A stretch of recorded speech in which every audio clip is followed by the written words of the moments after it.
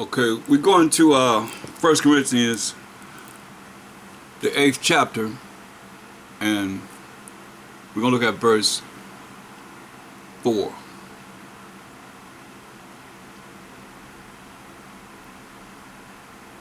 As concerning therefore the eating of those things that are offered in sacrifice unto idols, we know that an idol is nothing in the world. And that's what it tells you in Psalms 96:5, for all the gods of the nations are idols. So their gods are nothing in the world. And that there is none other power but one. That's the most high power of Abraham, Isaac, and Jacob. He said that's his name forever and memorial to all generations. For though there be that are called gods, whether in heaven or in earth, as there be gods many, and masters many. But to us,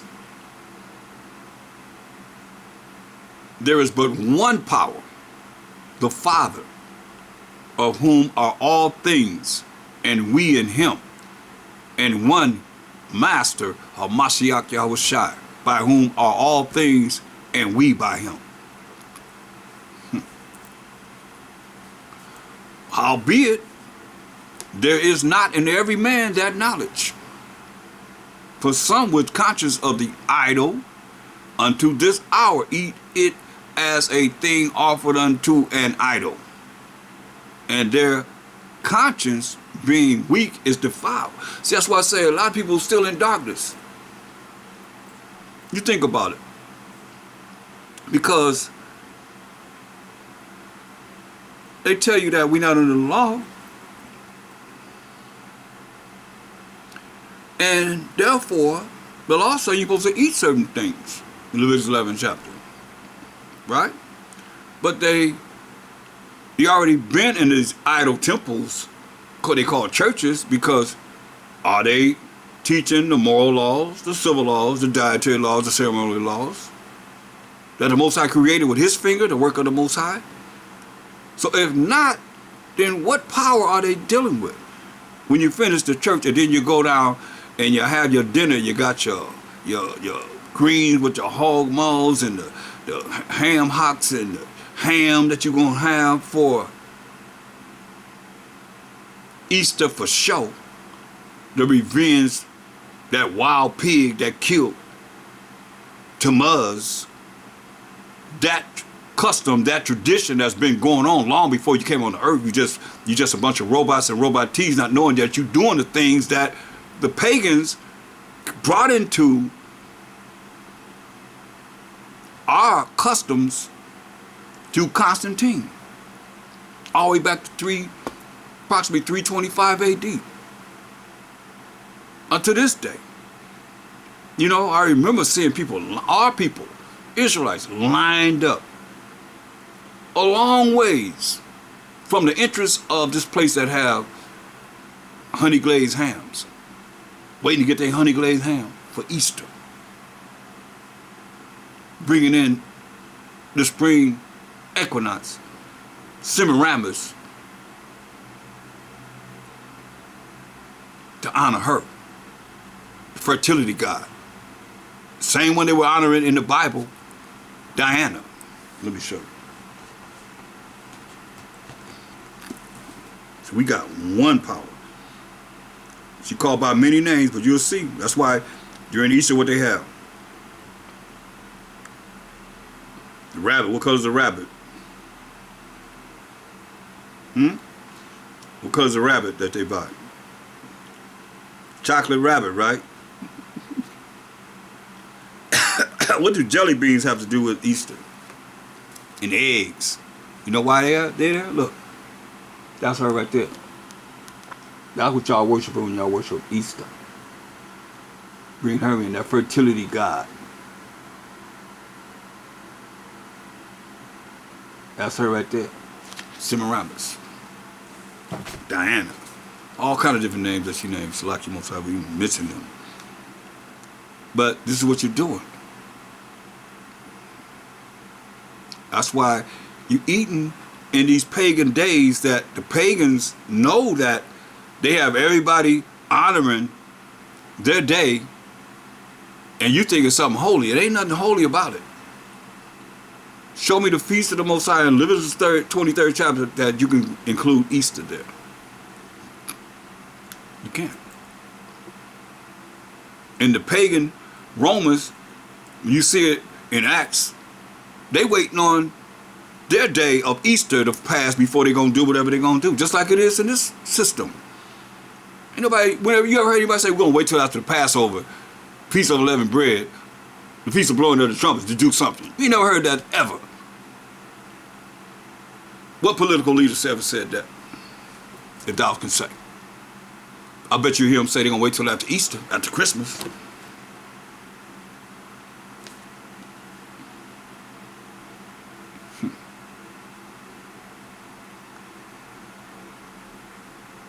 Look what it says. Howbeit, verse 7, there is not in every man that knowledge. See, everybody don't have this knowledge. For some with conscience of the idol, unto this hour eat it as a thing offered unto an idol. Some know it. And see, that's what I say, that's why your brain been polluted. You following the ways and customs of the pagans, who are those leaders that are not teaching you that this Bible talking about the Hebrew Israelites, the 12 tribes of Israel. The Most High is the power of Abraham, Isaac, and Jacob. And Jacob was the forefather of the 12 tribes of Israel. He said, you only have I known of all the families of the earth. So how you know anybody else? That's Amos 3 and 2. Over and over again. MASHAYACH said, Matthew 15:24, but he answered and said, I am not sent but unto the lost sheep of the house of Israel. So he ain't coming to get you. He coming to save you if you're not of the lost sheep of the house of Israel. His blood was only shed for the 12 tribes of Israel. You see? Acts 5:31. Him at the Most High exalted with his right hand to be a prince and a savior, for to give repentance to who? Israel. Come on. Look, howbeit there is not in every man that knowledge. Because most I don't want everybody to get this. Some of you hearing this sounds like whatever, but not words. Oh, I can't understand it. He said to me these, to me thous. Any excuse that the devil will have you not to understand that you are the chosen people of the Most High. Howbeit there is not in every man that knowledge. For some with conscience of the idol, unto this hour eat it as a thing offered unto an idol. They know that they offer. Anybody that's been listening to we as the 12 tribes of Israel, leaders, teaching this truth, and still teaching that garbage of these religions, in these secular churches, these worldly churches, eating things knowing that is eaten unto an idol. Because if you ain't dealing with the Most High power of Abraham, who had a son named Isaac, who had a son named Jacob, and he said, this is my name forever. But Abraham had Ishmael. He's not included. Isaac had Esau. He said he put him back. He said, I hate Esau. Romans 9:13, as it is written, Jacob have I loved, but Esau have I hated. So, process of elimination, he's not talking about these other nations. He's talking about the 12 tribes of Israel. We the power of. You see, your power, thy power, which is your power, that's the power of Abraham, Isaac, and Jacob. That's what we say he is. The Lord of all generations. But see, these preachers, they know. They know. You have to know that something's wrong. How do you think we come in the truth? Realizing that something's wrong with these religions. And when you see all this knowledge, wisdom, understanding that you have to learn to be born again, for your mind to be transformed from darkness into the light, then you realize, man, I remember this one lady, she was in her 70s. She cried like a baby. One lesson. She said, I learned more in one lesson, coming here one time, than I learned in all my life. And she was just crying like a baby, knowing that she had been lied to her whole life. Never forget that. And those are the words she spoke. Not realizing that this Bible is talking to us, we the 12 tribes of Israel. But you have those that will eat in these idol temples, they call churches, that the Most High ain't in. Knowing good and well that they're not supposed to be eating these things. They done heard us say it. That's why it's important, brothers, you leaders, to keep going over these laws, man.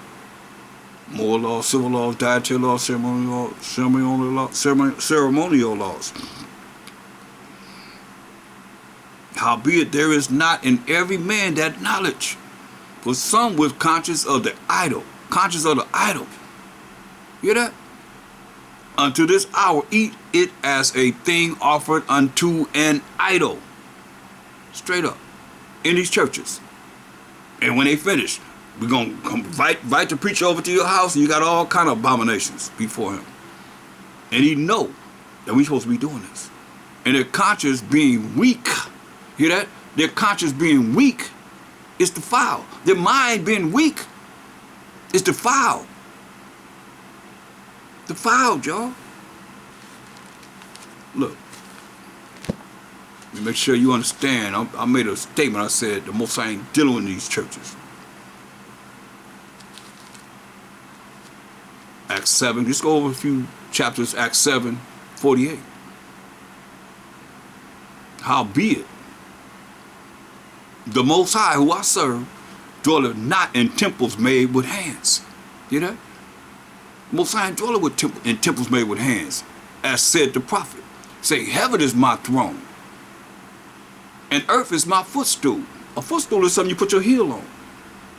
Say, earth is my footstool. What house will you build me? Said the Most High. And what is the place of my rest? Has not my hand made all these things? These stiff-necked and uncircumcised in heart, uncircumcised in the mind, your minds of understanding what this truth is about, what this word is about, and ears. You do always resist the Holy Spirit that you're hearing right now and been hearing. As your fathers did, so do ye. He know. No, it was a church. Jump up to verse 38. Let's jump to 37 and 38. 38 going to define who the church is. Since the Most High don't dwell in temples made with hands, he ain't dwelling in none of your churches that you done built or that you done bought or you written out. He said, this is that Moses, which said unto the children of Israel. He said this to the children of Israel, as we read about in Deuteronomy 6 chapter. A prophet shall the Most High your power raise up unto you of your brother, like unto me. Him shall ye hear. Talking about a MASHAYACH. This is he that was in the church, in the wilderness, with the angel. Telling you. Who was in the wilderness? Did we have a building in the wilderness? This is he that was in the church in the wilderness with the angel, which spake to him in the Mount Sinai, and with our fathers, who received the law of the oracles to give unto us. You see? The church is the people of Israel. We the church. Not no building made with hands. Most High, how you gonna put the Most High in a building? Y'all be talking about, the Lord is in here. Yeah, Baal is in there. The Most High power of Abraham, Isaac, and Jacob ain't in there. If you're not dealing with who the Most High say he is the power of, look, the covenant, the contract, the agreement, the laws that he gave. Look, go to 1 Chronicles 16 and 15. Be ye mindful always of his covenant, his contract, his agreement that he made. The laws, the word which he commanded to 1,000 generations. So it still exists now. Even of the covenant which he made with Abraham, and of his oath unto Isaac, and have confirmed the same to Jacob for a law that you say we not under. But you see what it says. Be ye mindful always of his covenant. It's the Most High's covenant. It's the Most High's agreement that you say you ain't got to follow. That's why he's going to get you. And all you that follow that same logic that rhetoric of these pork-chop-eating preachers that's telling you ain't got to follow the Most High by not following his covenant, even of the covenant which he made with Abraham, and of the oath, of his oath under Isaac. You see, it's the Most High. That his is the Most High. That's who you denouncing. And have confirmed the same to Jacob for a law and to Israel for an everlasting covenant.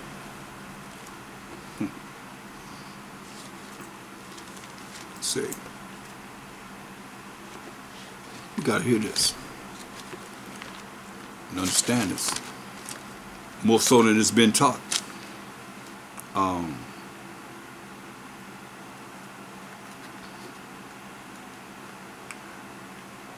Deuteronomy 6 chapter, the 5th verse. And thou shalt love the Most High thy power with all thine heart, and with all thy soul, and with all thy might. That's what he's telling us we have to do.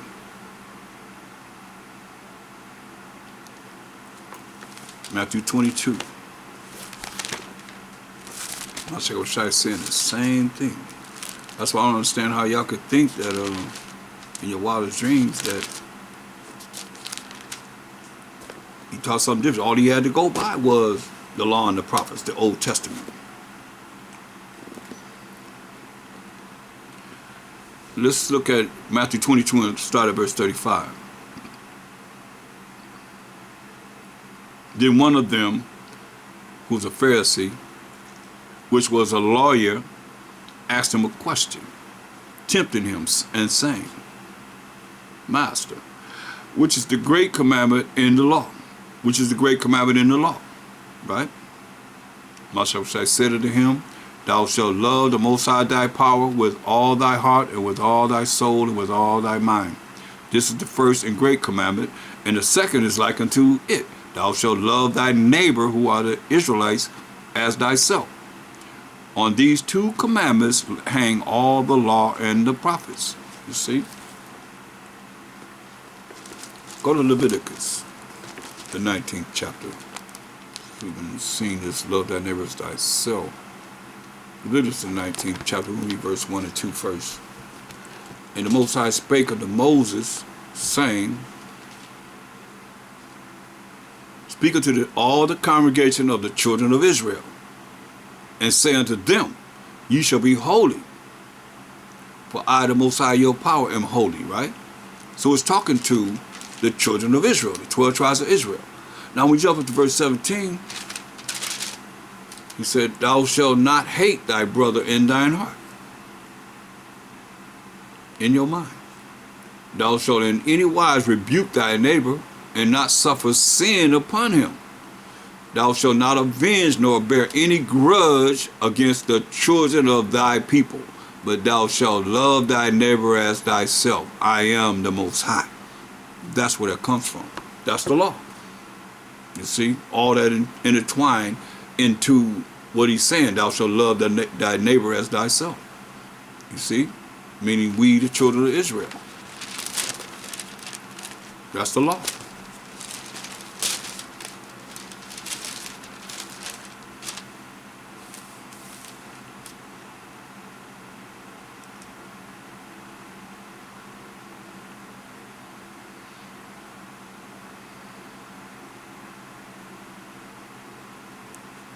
Deuteronomy 6 and 6. And these words which I command thee this day shall be in thine heart, shall be in thy mind. Meditate on these things. That's why he said Deuteronomy 11:18.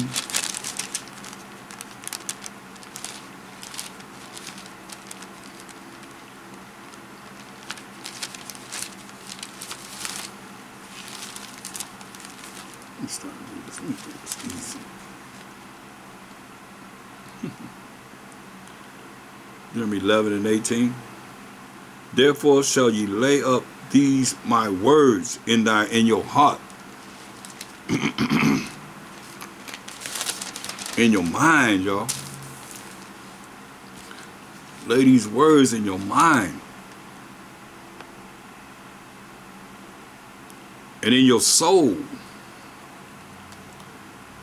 and bind them, he said.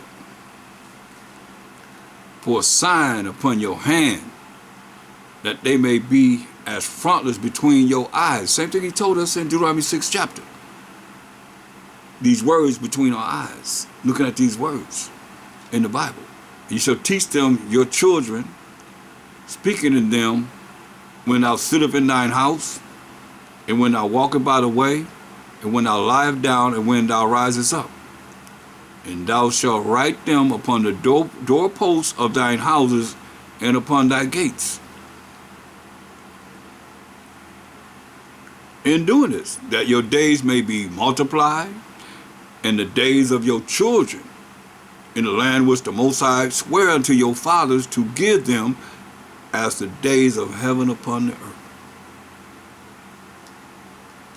For if ye shall diligently keep all these commandments which I command you, Yasharallah, 12 tribes of Israel, to do them, to love the Most High your power, to walk in all his ways, and to cleave unto him, then will the Most High drive out all these nations from before you, and ye shall possess greater nations and mightier than yourselves. Every place, he said, whereon the soles of your feet shall tread, shall be yours. So everywhere we can walk, he said it's going to be ours, the Israelites. From the wilderness and Lebanon, from the river Euphrates, even unto the utmost sea shall your coast be. Man, that's a lot of land, y'all. Man, that's powerful. That's love too. Wouldn't you say that's a lot of love? But still, I'm still caught up with Hosea 5 and 15. He said, I will go to my place until we acknowledge their offense. Man.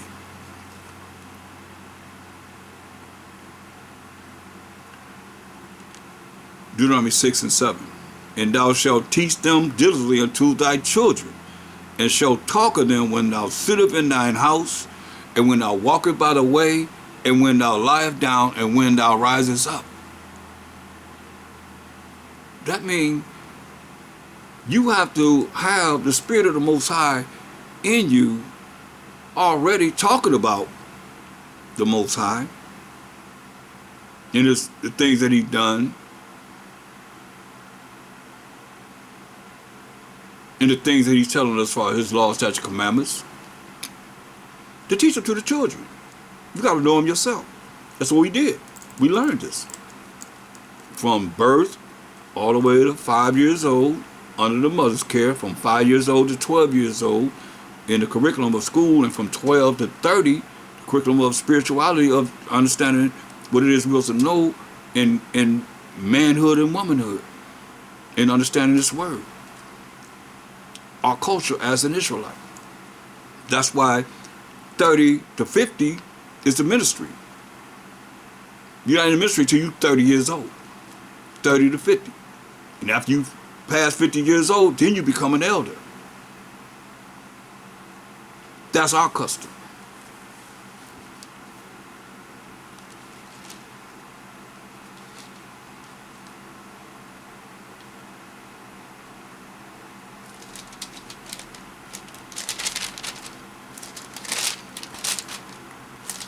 Deuteronomy 4 and 9. He said, Deuteronomy the 4th chapter, the 9th verse.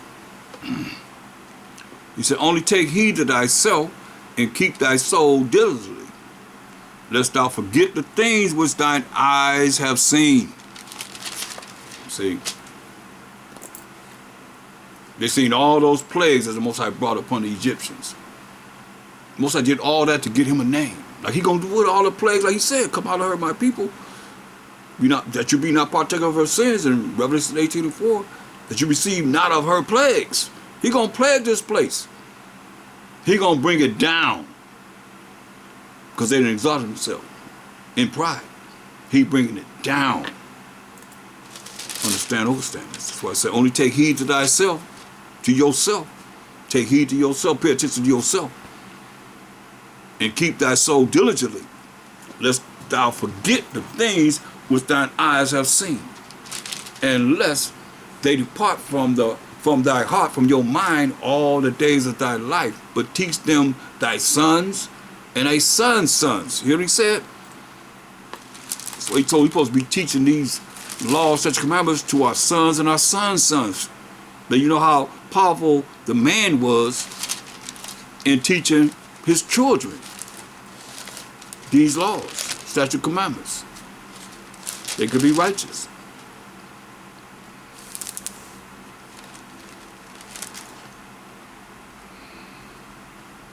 Otherwise,